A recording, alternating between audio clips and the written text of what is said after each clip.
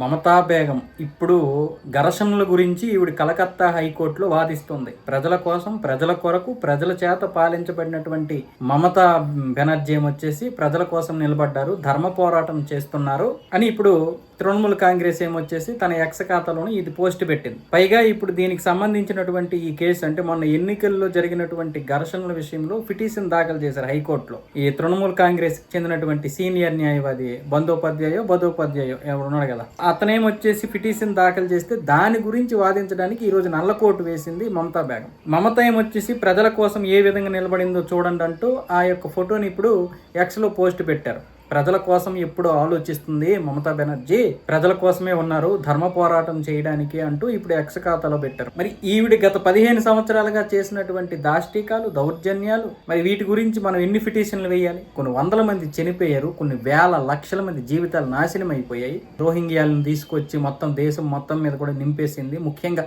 ఆ రాష్ట్రాన్ని నాశనం చేసింది. మరి ఆవిడగా చేసినటువంటి ఈ దాష్టికాలు, రాక్షసత్వం గురించి హిందువులు ఏం చేయాలి? అంటే ఓడిపోయినా కూడా ఇంకా ఆవిడ పట్టుబడుతుంది, ఇంకా రాజీనామా చేయలేదు ఓడిపోయిన తర్వాత.